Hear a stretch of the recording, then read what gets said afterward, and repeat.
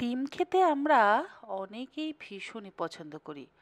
আর মোটামুটি বাড়িতে যদি মাছ বা মাংস না থাকে, ডিম আর আলুটা সকলের রান্নাঘরেই পাওয়া যায়।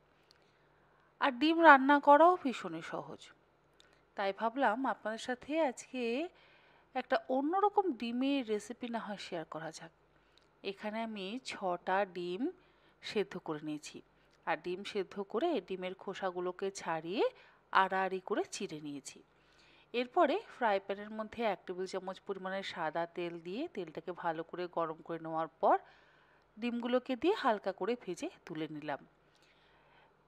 ফ্রাই প্যানে বাকি যে তেলটুকু রয়েছে সেই তেলের মধ্যে দিয়ে দিলাম 10-12 কোয়া রসুন, 5টা কাঁচা লঙ্কা, 1 চা চামচ পরিমাণে গোটা জিরে, 1.5 টেবিল চামচ পরিমাণে সাদা তিল, 1/4 কাপ পরিমাণে চিনেবাদাম।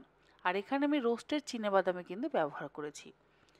সমস্ত কিছু দিয়ে লো টু মিডিয়াম ফ্লেমে 2 থেকে 3 মিনিট একটু ভাজা ভাজা করে নেওয়ার পর বেশ অনেকটা পরিমাণে ফ্রেশ ধনেপাতা দিয়ে একসাথে আরও 2 মিনিট ভাজা ভাজা করে নিয়ে সেটাকে নামিয়ে তারপরে ঠান্ডা করে নিয়ে আমি হামালদিস্তাতে থেতো করে নিয়েছি।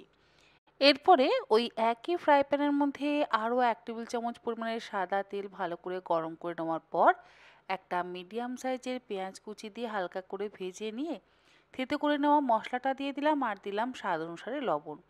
সেগুলোকে আবারও লো টু মিডিয়াম ফ্লেমে 2 মিনিট একটু ভাজা ভাজা করে নেওয়ার পর এর মধ্যে দিয়ে দিলাম অল্প একটু জল। জলটা দিয়ে এবারে ভালো করে লো টু মিডিয়াম ফ্লেমে 2 মিনিট একটু কষিয়ে নিয়ে দিয়ে দিলাম সেদ্ধ করে হালকা করে ভেজে রাখা ডিমগুলো।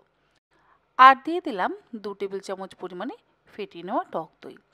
এবারে সমস্ত কিছু একসাথে ভালো করে মিশিয়ে 1-2 মিনিট ফুটিয়ে নিলেই তৈরি ডিম ঠেচা বা আন্ডা ঠেচা। বাংলার বাইরে থাকার সুবাদে এইরকম নানান ধরনের রেসিপি আমি আমার বন্ধুবান্ধবের থেকে শিখতে পেরেছি আর সেগুলো আপনাদের সঙ্গে শেয়ার করছি। একঘেয়ে খাবার আমরা খুব একটা খেতে কেউই রোজ রোজ পছন্দ করি না। তাই মুখের স্বাদ বদলাতে এই রকম ভিন্ন স্বাদের রান্নাবান্না তো মাঝে মধ্যে করা যেতেই পারে। আর যেটা গরম ভাত হোক বা রুটি পরোটা, সব কিছুর সাথেই খেতে অসম্ভব ভালো লাগে।